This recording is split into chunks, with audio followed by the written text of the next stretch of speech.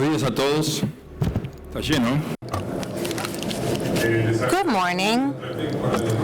Thank you on behalf of Spraytec for joining us and participating in this technological presentation. We are very proud of it.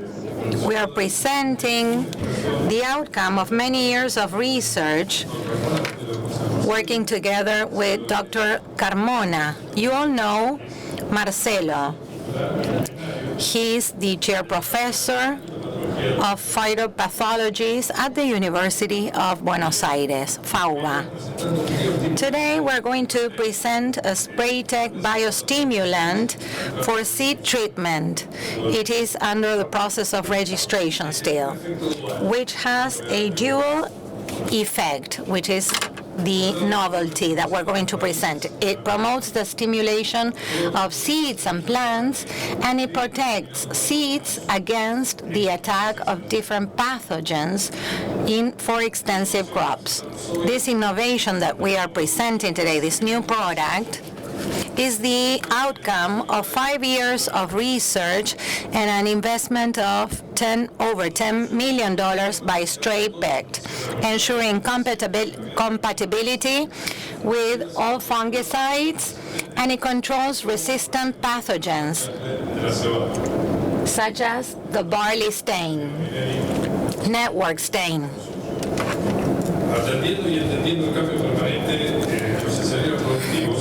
Understanding the changes in production, we present this innovation. I will give the floor to Marcelo. Spraytec has 3 production plants in the world. One in Argentina, in Roldán, province of Santa Fe. One in Brazil, in Paraná State, and the other one in Des Moines, Iowa State in the U.S. It has presence in over 40 countries, and it covers over 400 million hectares through the use of its products. Thank you, Marcelo, for joining us. Can you hear me? Good morning to everyone. It's a pleasure to participate in this event. I would like to thank Spraytec for the invite. We are going to present research lines from a different perspective. Today, the agribusiness is thinking about alternatives, substitutions, and what we call supplementary tools. And we should always wonder, why is it that we are looking for alternatives, in particular for the control of phytopathogen fungi? If you analyze why, we will see that historically, fungicides were the only option for agribusiness, and it is still the only option for certain crops. But today, we are thinking about other alternatives. Fungicides have lost efficiency in the control. There are resistance cases that have grown around the world, and Argentina is no exemption to this. The idea is to decrease the negative impact of unnecessary use of fungicides, and today companies need to invest $300 million to have a new mode of action, so the development of new products is frustrated or is very slow. We need to protect fungicides that provide efficient control. So we think that biostimulants need to supplement or have a supplementary action. There's a new vision in Europe trying to find alternation. A comprehensive management calls for different elements. We are not complying with all the requirements. The red one is the most widely used for all extensive crops, chemical control for seeds and leaves. And in green, you will see different measures adopted with very low frequency. nutrition, biostimulants, defense inducers are some of the most iconic uses that are becoming more popular in the agribusiness arena, together with biological alternatives. But the use of biostimulants is still very low. We will go over the different alternatives that could be used for extensive crops: biofungicides, biostimulant protectors, for example, and we have other tools: genic addition, RNIA, nanotechnology, physical technologies, mineral nutrition, and we still need to research these options. We're going to talk about protecting biostimulants. It is hard to accept that a biostimulant will have a protective effect because we usually associate biostimulants with higher yields, but we don't usually think about this dual effect. It also has the effect to protect the crops. A bio or phytostimulant, which is exactly the same, provides for that. It provides tolerance to abiotic stress. We're talking about abiotic stress, environmental stress. It improves absorption, nutrients, and there are other types of molecules and microorganisms that are defense inducers. They increase the internal defenses of the plants. Phytorexins or other antibiotics help to protect about fungal attacks, and these are called inducers. There are some molecules or microorganisms that have this dual effect. They are biostimulants and they are inducers as well. They have this protective effect. A classical biostimulant compensates the metabolic disorder or oxidative stress created by stress, abiotic stress. So it compensates for the stress, and by using biostimulants, there's a biometabolic harmony, and the plant doesn't need to compensate for that stress, and the loss in yield are lower compared to other abiotic stress situations. But some of them have dual effect. And in this graph, you will see that biostimulants with a protective effect will not only address abiotic stress, but also potentially biotic stress. It will allow for better growth, better quality, better nutrition absorption, better root growth, and increased defenses. This, of course, will translate into higher yields and quality. Dujardin, French in Europe, is responsible for the main milestone. He classified biostimulants. According to the Green Pact, 50% of the agricultural land had to use biostimulants. It is frustrating because that expectation is too high. Not even producers are convinced about this. He proposed humic acids, fulvic acids, amino acids, peptides, protein mixtures.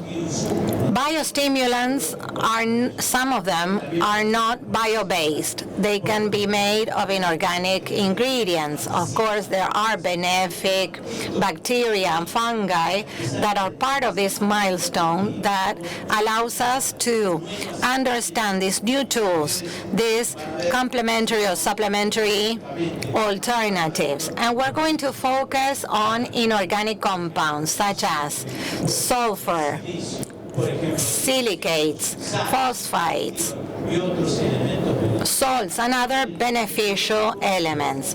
They are not biological, but they are part of the ingredients in biostimulants, and they have dual effects. The main difference when we talk about phosphate or phosphide is important.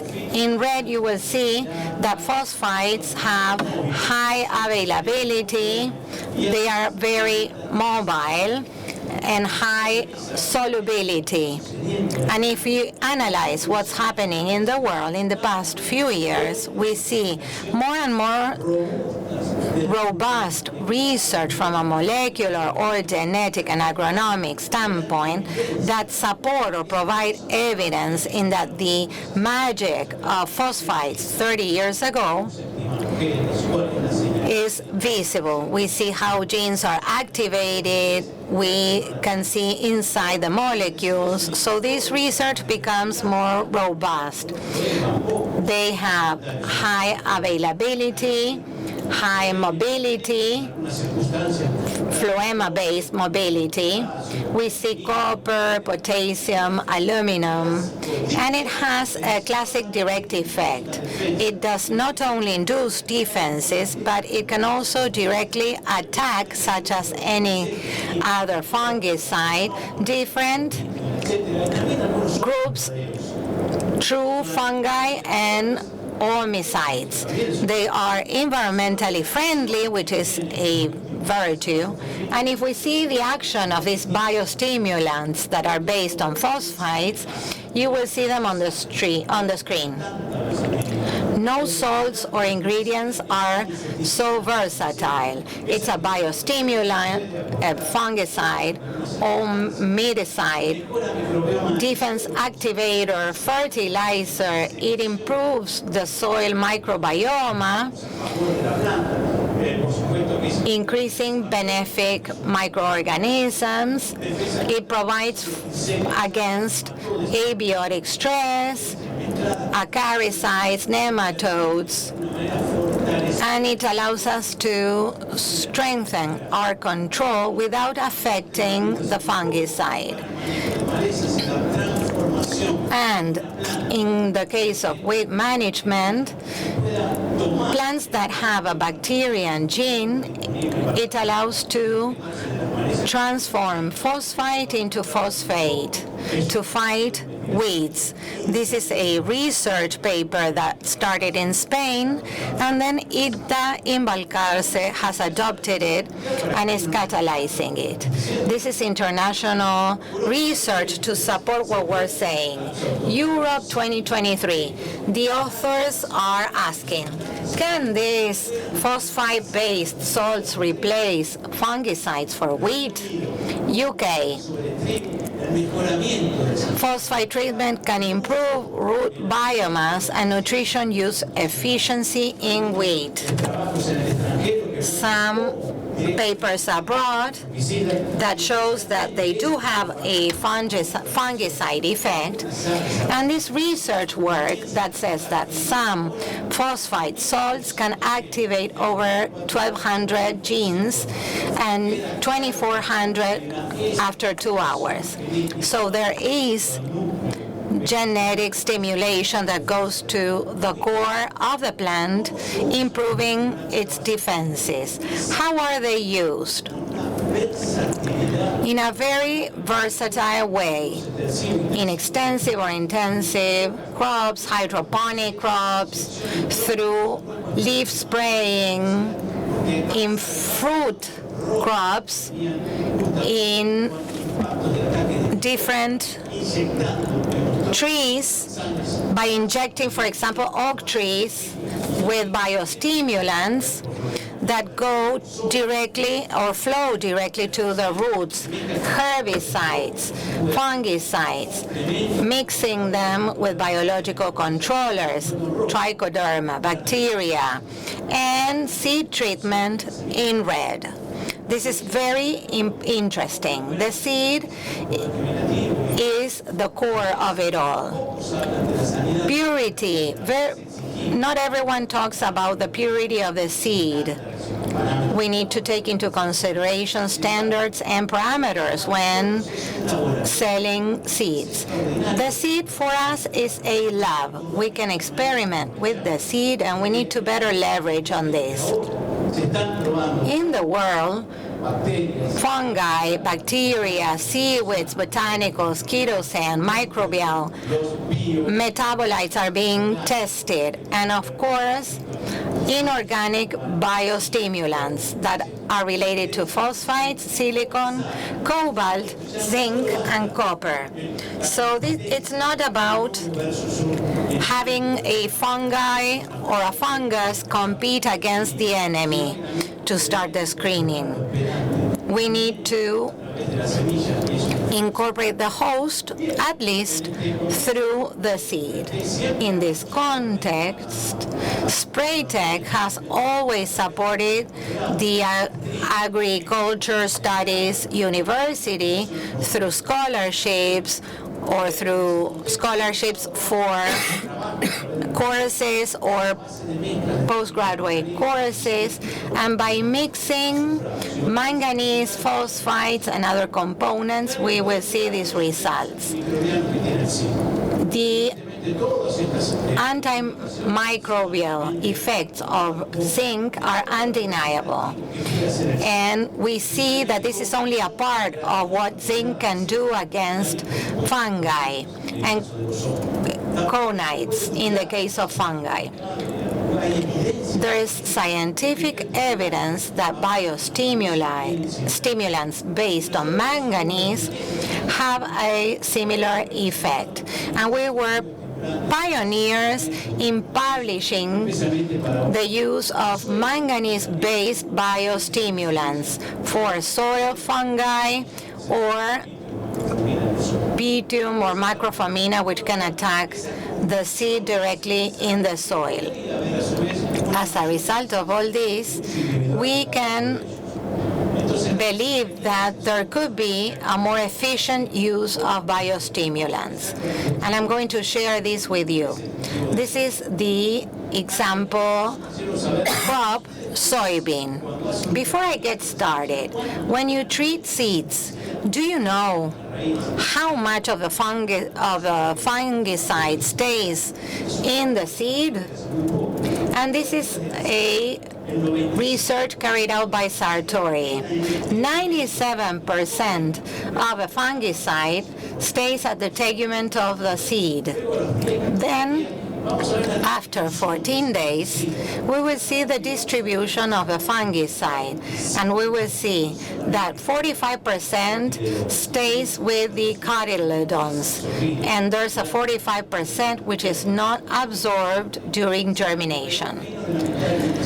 Less than half the fungicide applied was recovered, most of which was at the cotyledons. And if we see this assay, we will see that at the cotyledons, we see the highest prevalence of fungicides, and there was less than 1% at the radicals. How do we protect against fungi if most of the fungicide does not get to the seeds? Only 1% does get to the roots. Phosphate-based biostimulants have a double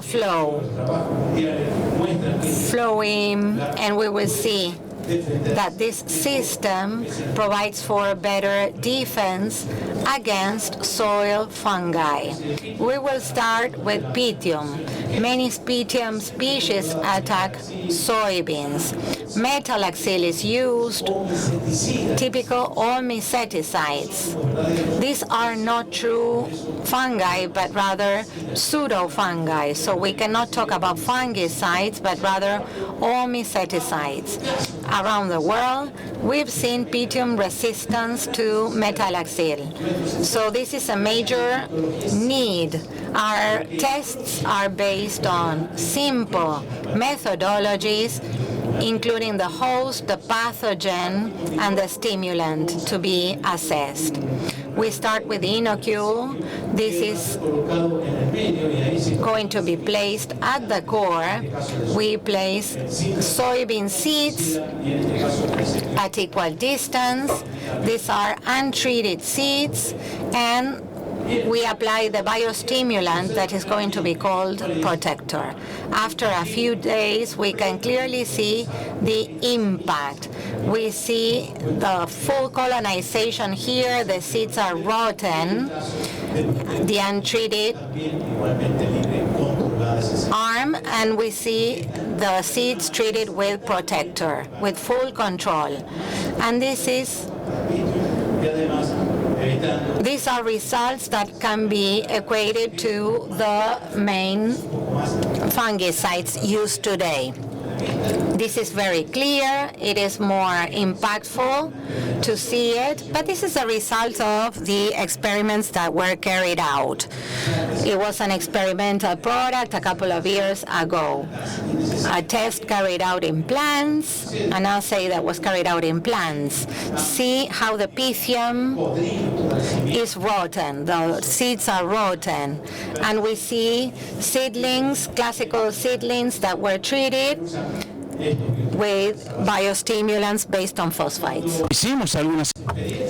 As we ran some experiences, we saw there is control here, but over here, metalaxyl did not protect though the seed was treated, so we suspect a resistant strain. As we mix the product with metalaxyl with Protector, we achieved the control that the insecticide could not do on its own. So understand that this is a anti-resistant tactic to recover the lost effect of a fungicide or an insecticide that, unfortunately, because of resistance, arousal had some problems. The last tests show the same. Again, you look at a strain that cannot be controlled when formerly we had extremely effective treatments. And now you see the net blotch on barley. It can take 15 to 20% of your yield. It affects the quality of malt. Almost all plots are susceptible. It is present in the seed. Look at this. The first global report. Part of the population had a double mutation. A double mutation fungi, in this case, to carboxamides, shows robustness to such an extent that carboxamine have lost its power. Not just the one we used 12 years ago, but the one we started using 2 years ago too. Pidiflumethofen and fluxapyrrozad. This 2008 strain that we had saved in a freezer for so many years had never received carboxamide, and it controlled it perfectly well. But the 2021 strain, where we incorporate carboxamine in barley regularly with poor decisions of too much or too little, made the selection pressure to cause this. And this is a severe problem. The pathogen transmits well from the seed. And who wants a resistant strain on the plot? Why would you choose a seed that already shows to be resistant? This is a big question, because now with the seed you have a pathogen causing disease and a new pathogen resistant. A resistant pathogen it may be. It's a double mutation, so carboxamides do not work.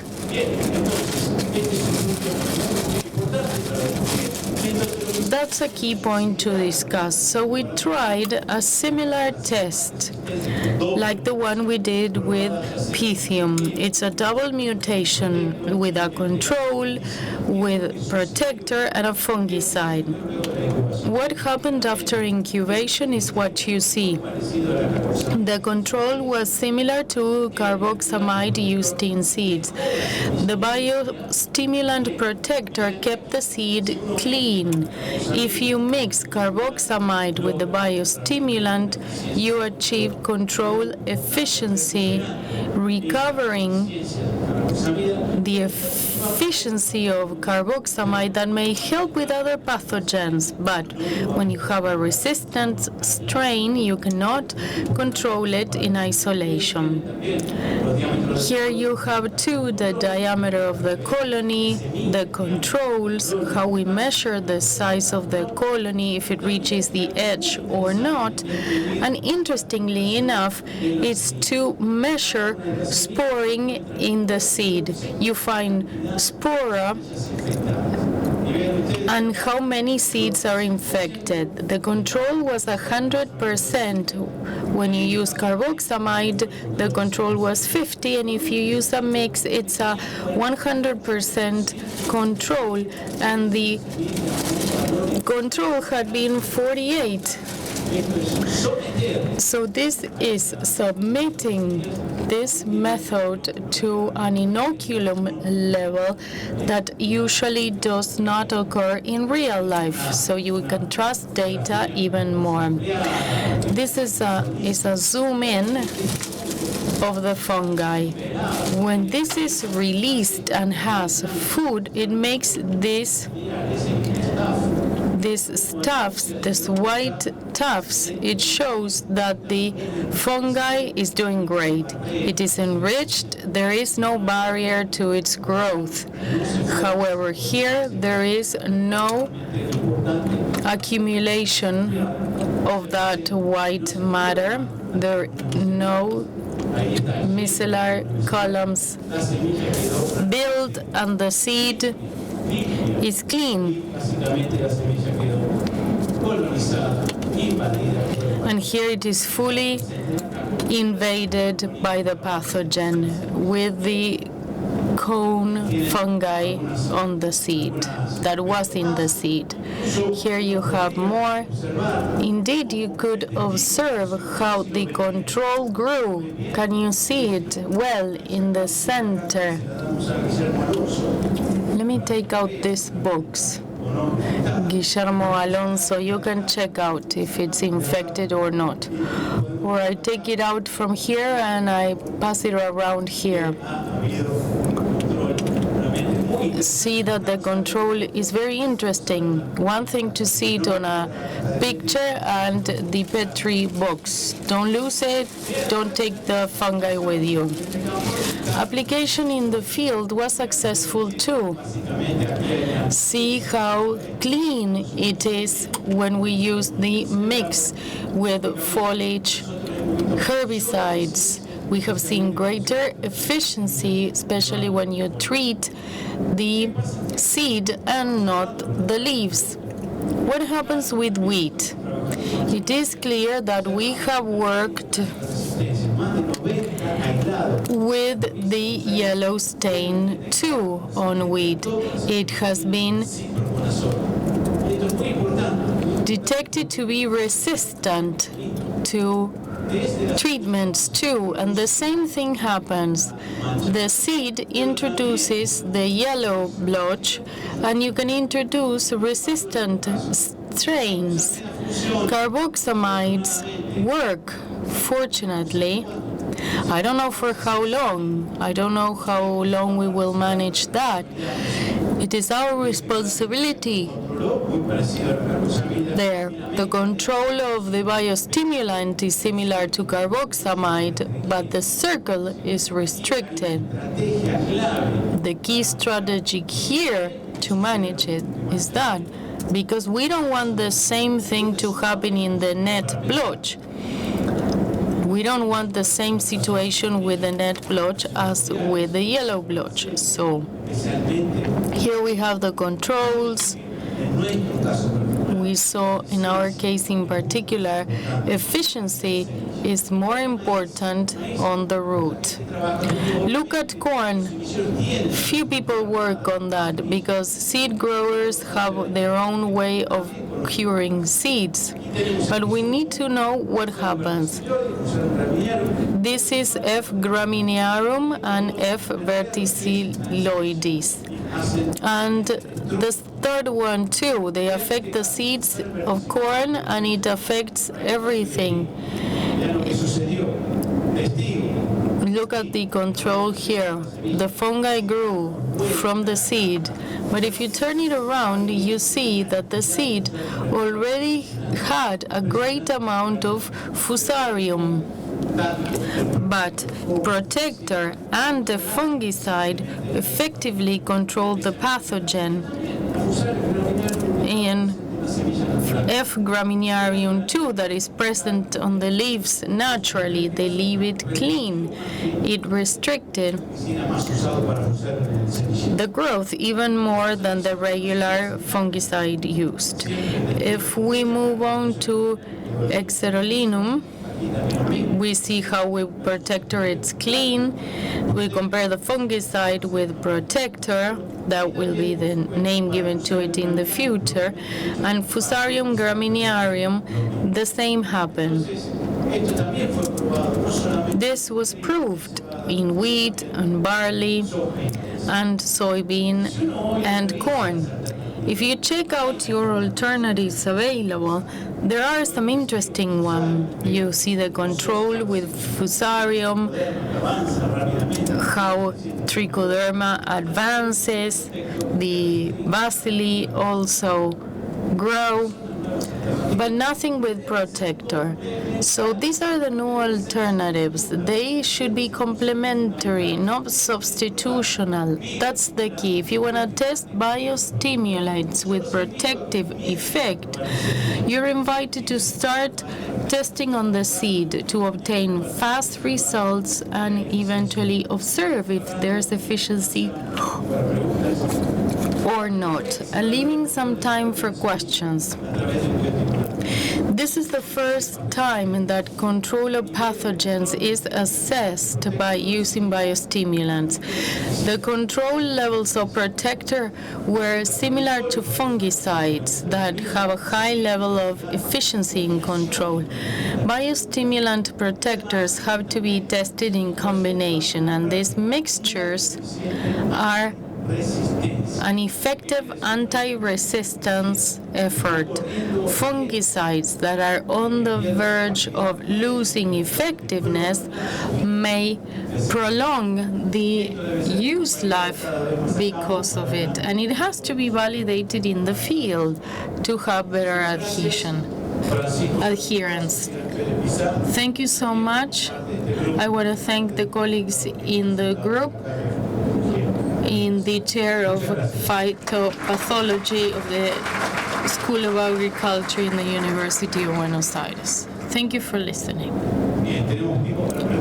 We have time for questions, right? The QR is on the screen, so you can share your questions via WhatsApp.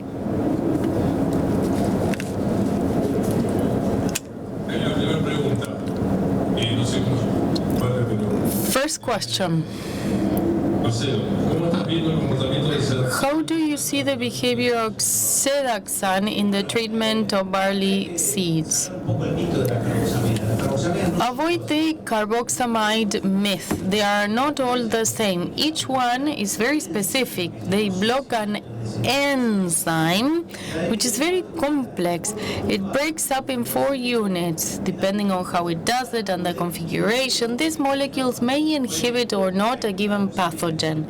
Carboxamides typically go on stains, on blotches, but there are others that are mostly against other types of pathogens. In the case of Sedaxane, they have been designed for other pathogens different from the staining or blotching ones. Have you tested it with Rhizotonia? It may work in great part of the carboxamides. Carboxin 1960, 1970, it was developed for carbon rhizoctonia and others, for rhizoctomia. But today, because of the large amount and the remastering of carboxamides, it is necessary to test them again against rhizoctonias.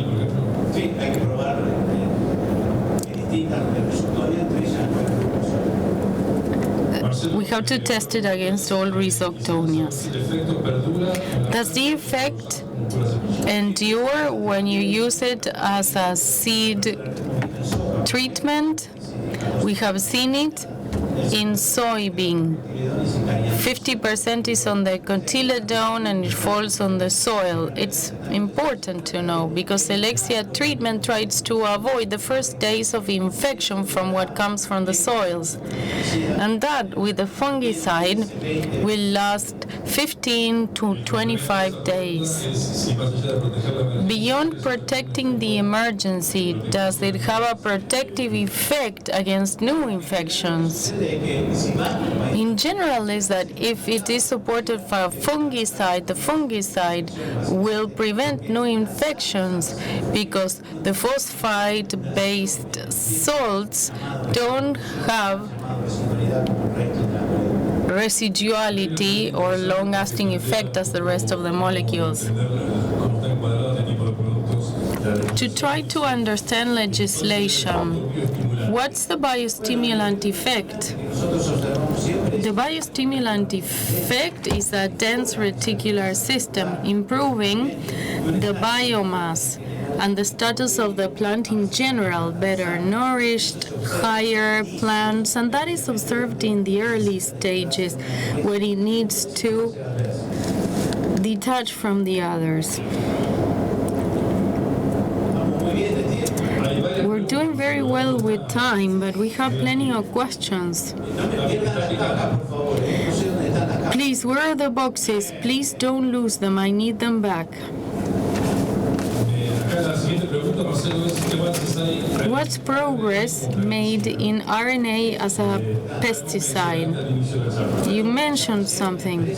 Yesterday, a company mentioned a startup, a CONICET researcher that received a grant, and in Santa Fe, they set up this company, Apollo, and they have protocols to generate this new technology, a bio-input indeed, because it's part of a sequence that comes from pathogens that you want to silence. It's silencing the messaging RNA to avoid the pathogenicity. They are highly specific for each pest. It's not good for one technology for many, but the main problems are two. First, the vulnerability of the short nucleotide chains because they are volatile, they are affected by the environment, and they need to be absorbed by the plant. And then, what is the consequence this could have in organisms that are not subject to control? For potato pests in the U.S., it has been used, but we're missing commercially available information on these products. Marcelo, were trials done with the full dose of the herbicide, and is there any idea what happens with the triazoles?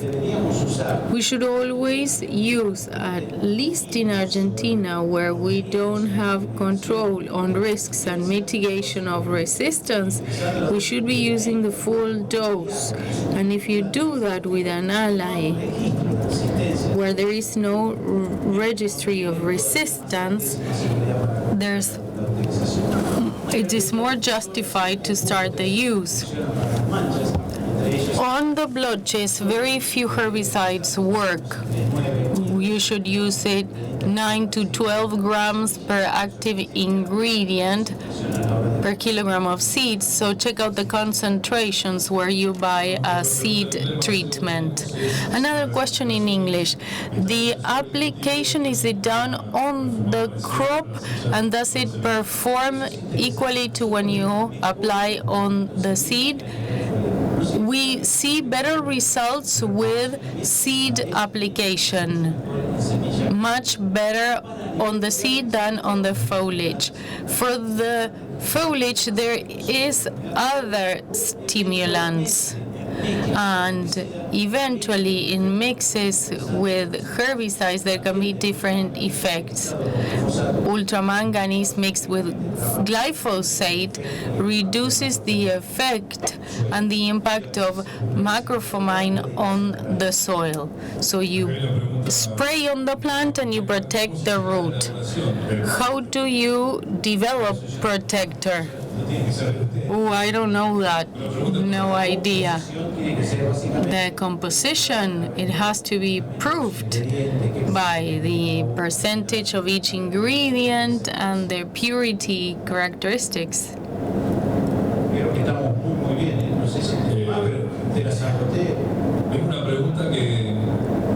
I have a question, or anyone from the audience, we can hand out the microphones if you want. Anyone? Does it improve blooming? Yes, when pathogens can affect it. In the case of Pythium, it improves, no doubt, because the causing pathogen is not there to cause the stopping of the germination, so it improves germinating power. Some have used it in sunflower seeds and soybeans with success. The economic feature, how much more expensive is it to apply protector?